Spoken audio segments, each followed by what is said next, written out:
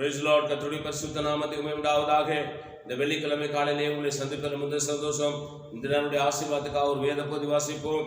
அது நியாயாதிபதிகளின் புஸ்தகம் 6ஆம் அதிகாரம் 12ஆம் வசனம்.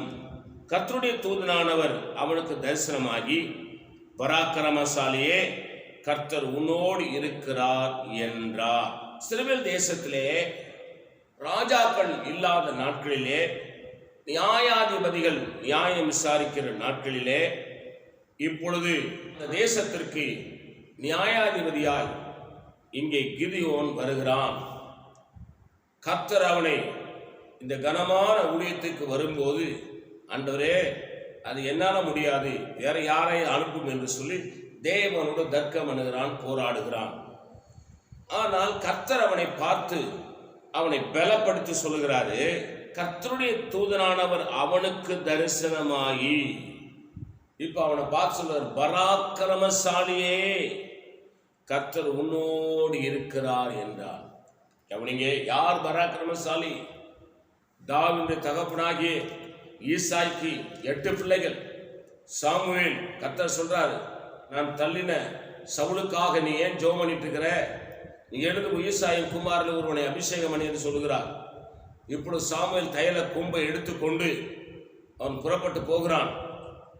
போன பொழுது ஈசாயை கூப்பிட்டு, உன் பிள்ளைகளை கூப்பிடு என்று சொல்வது, முதல் மூத்தமான் திடகார்த்தமான ஆள், உயரம் நல்ல பொங்கடி, நல்ல உயரம், நல்ல உடம்பு, நல்ல கண்கள், ராஜாக்குரிய தோரணை அத்தனை அவனுக்கு இருக்குது.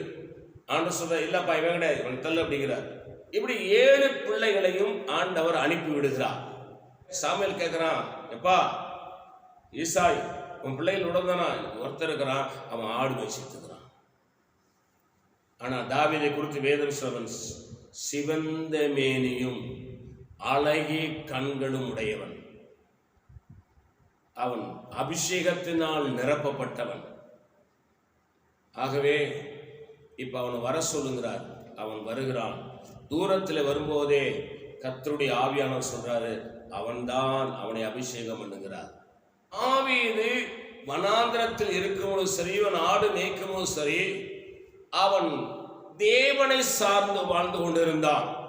ஒரு விசேஷித்த ஆவி அவன் மேல் இருந்தது. ஆகவே ஆண்டவர் அவனை ராஜாவாய் மாற்றினார். அல்லேலூயா. பராக்கிரம் என்பது, நான் நல்லா படிச்சிருக்கிறேன், நான் ரொம்ப அறிவாளி, நான் ரொம்ப புத்திசாலி, எனக்கு பணம் இருக்குது, எனக்கு காசு இருக்குது, எனக்கு அதிகாரம் இருக்குது, எனக்கு செல்வாக்கு இருக்கிறது, இந்த ஊர்ல எல்லாரும் என்ன கண்டா பயப்படுவாங்க, இதெல்லாம் பராக்கிரமம் அல்ல. ஒரு மனிதன் தேவனுக்கு பயந்து பரிசுத்தமாய் வாழ்ந்து, உண்மையாய் அவரை நேசித்து, ஒழுக்கமாய் வாழ்ந்து, தேவனுடைய கரத்தில் அடங்கியிருப்பானால் அவன் பராக்கிரமசாலி. இப்பொழுது கிதியோனை பார்த்து ஆண்டவர் சொல்லுகிறார், பராக்கிரமசாலியே, கர்த்தர் உன்னோடு கூட இருக்கிறார். இந்த காலைகளை கேட்டுக்கொண்டிருக்கிற அருமையான தகப்பனே, தாயே, சகோதரனே, சகோதரிய, வாலிப தம்பி, தங்கச்சி, ஆண்டவர் உன்னோடு பேசுகிறார். உன்னை பார்த்து சொல்லுகிறார், நீ பராக்கிரமசாலி.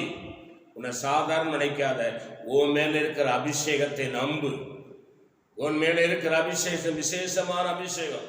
அது பராக்கிரமங்களை செய்யும், அது பிசாசின் கிரிகளை அழிக்கும், அது சாத்தானின் வல்லமைகளை அழிக்கும், அது சத்துருவை நிர்மூலமாக்கும், அந்தகார வல்லமைகளை அர்த்தமணி போடும்.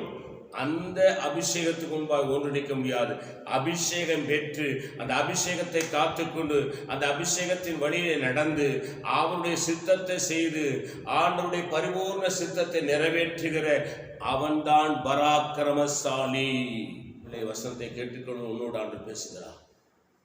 கர்த்தர் உன்னை ஆசீர்வதிக்க போகிறார், உன்னை விடுதலையாக்க போகிறார். நான் உனக்கு ஆட்சேபிக்கிறேன். பரிசுத்த பிதாவே, நீர் எங்களோடு பேசுகிற நல்ல வார்த்தைகளுக்காக ஸ்தோத்திரம். இந்த வார்த்தையின்படி எங்களை ஆசீர்வதி. இயேசு நாமத்தில் வேண்டிக் கொள்கிறோம் பிதாவே, ஆமேன். God bless you. கர்த்தர் உங்களை ஆசீர்வதிப்பாராக.